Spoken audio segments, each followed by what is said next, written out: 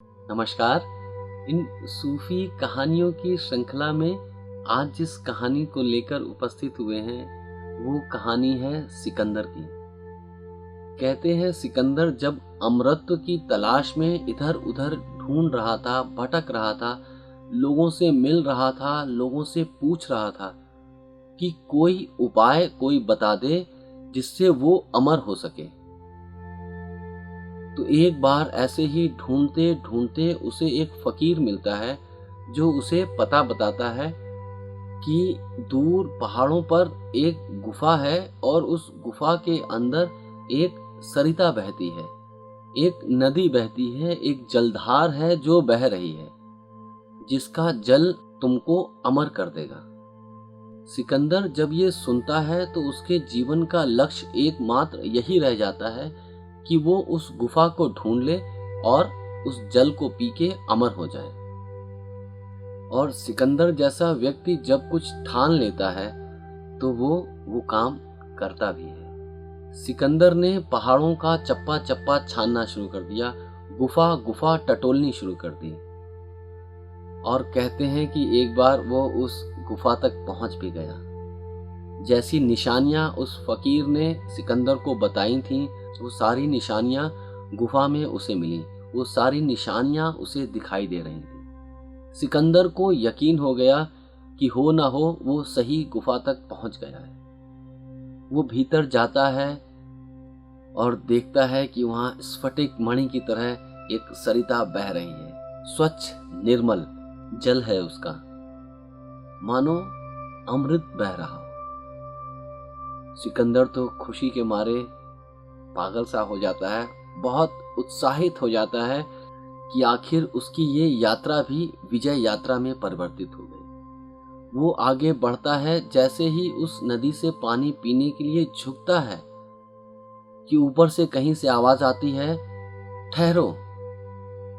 सिकंदर तो चौंक जाता है, आंखें उठाता है, ऊपर देखता है कि ऊपर एक कौवा बैठा है।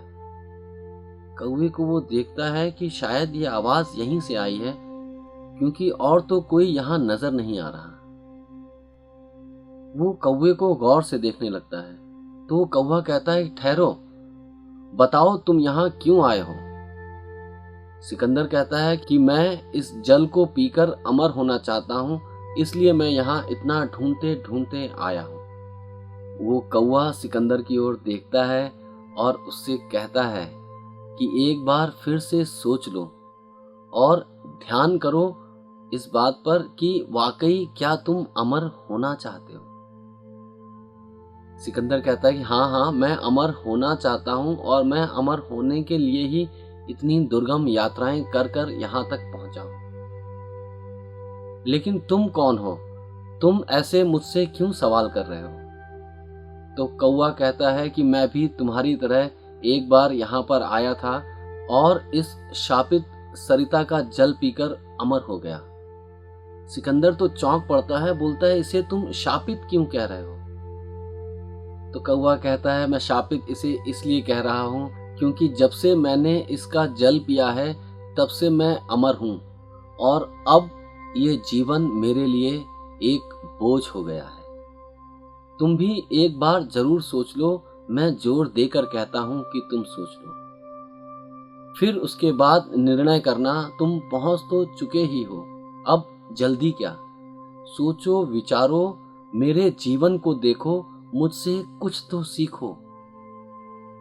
मैं भी कभी एक राजा हुआ करता था, कौओं का राजा होता था और मेरी अपनी प्रजा थी, मेरी अपनी शक्ति थी, मेरा अपना साम्राज्य था।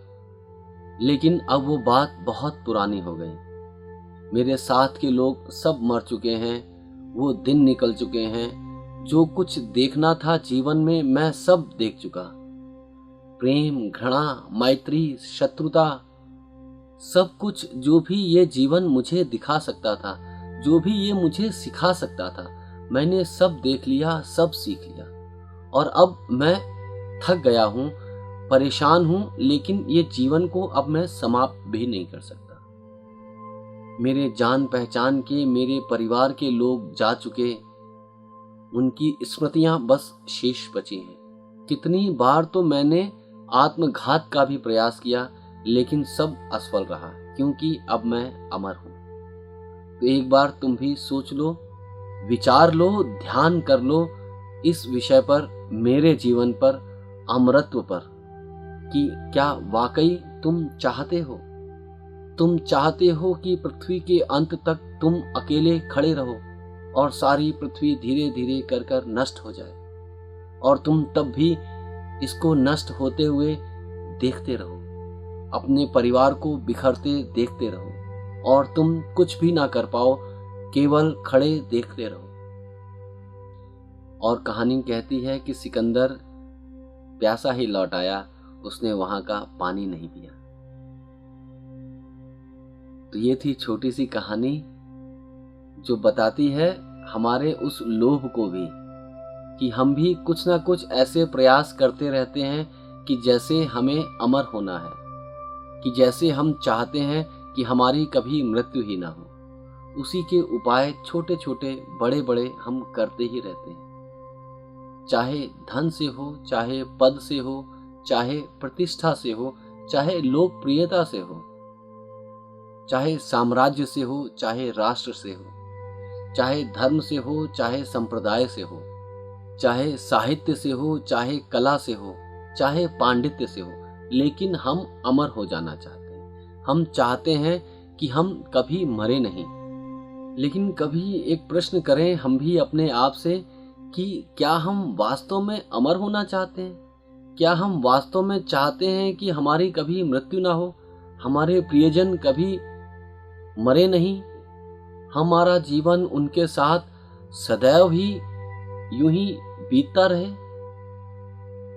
क्या हम वाकई मृत्यु से भयभीत हैं और जीवन को चाहते हैं? तो हमारा उत्तर होता है कि हाँ, हम मृत्यु से भयभीत हैं और जीवन हम चाहते हैं। लेकिन हम अपने जीवन को अगर गौर से देखें तो ऐसा कुछ सच जैसा लगता नहीं, क्योंकि हमें जो जीवन मिला है उसका आनंद मनाते हम दिखते नहीं। आसपास के लोग भी ऐसे नहीं लगते कि उन्हें जीवन जैसी कोई अद्वितीय घटना उपलब्ध हुई हो, क्योंकि हम तो दिन भर सोते रहते हैं, अपने प्रमाद में डूबे रहते हैं, सपने देखते रहते हैं, अपने ख्यालों में खोए रहते हैं। लेकिन हम कहते हैं कि हम मरना नहीं चाहते, हम जीना चाहते हैं। लेकिन कभी ये भी तो देखें कि हमने अपने जीवित होने का कभी आनंद मनाया? कभी हम सुबह सोकर उठे और खुश हुए हों कि वाह, आज मैं फिर जीवित हूं, ये सुंदर संसार मेरे लिए आज फिर उपलब्ध हुआ?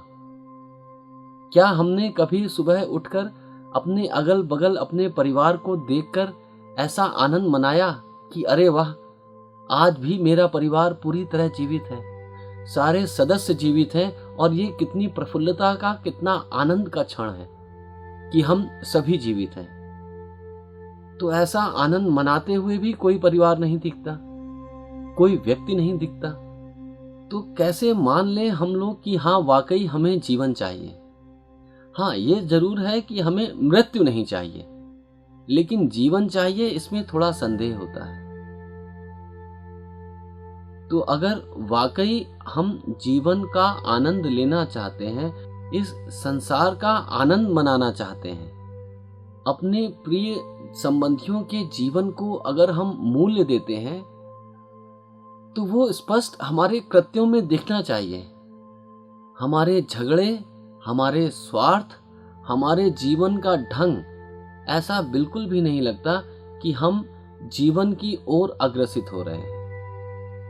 हम मृत्यु से भयभीत हैं, उसके ही एक विचार से आवेशित हैं, तो शायद हमारे सारे कदम उसकी ओर ही जा रहे हैं। हमारे जीवन का ढंग ऐसा हो गया है कि हमारे कदम, हर कदम कब्र की ओर उठते कदम है, ना कि जीवन की ओर उठती हुई एक यात्रा। तो अपने जीवन को हम और थोड़ा गौर से देखें, और अगर जीवन हमें प्रिय है तो उस जीवन का आनंद भी मनाएं, अपने कृत्यों में, अपने बातचीत में। तो हमारे जीवन से भी उसकी सुवास उठनी चाहिए। हमारे जीवन को देखकर ऐसा लगना चाहिए कि हम इस जीवन को पाकर अभिभूत हैं। हर एक छोटे छोटे क्षण का आनंद मनाना हमें आ जाना चाहिए। जीवन के इस गुर को सीख लेना चाहिए। और खुश रहना भी एक आदत ही है। जैसे हम दिन भर दुखी रहते हैं और ऐसे ही एक एक दिन करते करते दुख मनाते मनाते दुखी रहने की हमारी आदत हो गई है। अब अगर हम खुश भी होते हैं तो हमें लगता है कि हम कोई पाप कर रहे हैं, हम कोई अपराध कर रहे हैं, और तुरंत हम उस खुशी की घटना को दरकिनार कर देते हैं और अपने दुख की गुफा में फिर आ जाते हैं। तो बाहर निकले, देखें आनंद का सूरज चमक रहा है, जीवन हमें उपलब्ध है ही, तो आनंद क्यों ना मनाएं? आनंद की भी एक आदत डाल लें। छोटी छोटी बातों पर खुश होना शुरू करें। छोटे छोटे फूलों को खिलता देखकर भी हमारे अंदर एक रोमांच जागने लगे। चिड़ियों की चहचहाहट एक शोर ना होके एक गीत लगने लगे। सुबह की रोशनी नींद तोड़ने के लिए आई हो, ऐसा ना लगे। सुबह की रोशनी जीवन को जगा रही है, ऐसा लगे। तो देखें, इस जागे जीवन में सपनों को थोड़ा कम करें, अपने प्रत्यक्ष जगत का आनंद लें, अपने मानसिक उलझनों को थोड़ा शिथिलता दें, थोड़ा विश्राम दें, खुश रहने की आदत डालें, अच्छी आदत डालें जो आपको आनंद दे, प्रसन्नता दे, सुख दे, और जो आपके आसपास हैं उनको आपकी सुवास मिले, आपके आनंद की कुछ छींटें उन पर भी पड़ें, उनका जीवन भी कुछ खुशी से भरे, आनंद से भरे।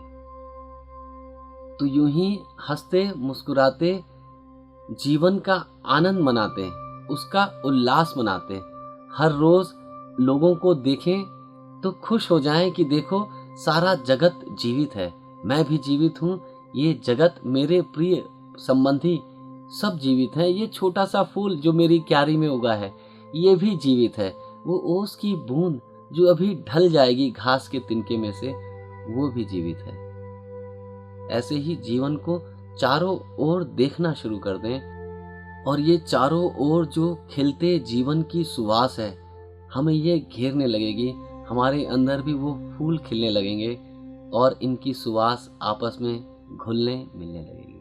तो यूं ही जीवन का आनंद मनाएं, मृत्यु से भयभीत ना हो, इतना भयभीत ना हो जाएं कि उसकी भय की छाया आपके पूरे जीवन को प्रभावित करे, आपके हंसने की क्षमता ही छीन ले। तो थोड़ा खिलखिला कर हंसें, जीवन को जीवन की तरह लें और ऐसे ही जीवन में हंसते मुस्कुराते रहें। नमस्कार।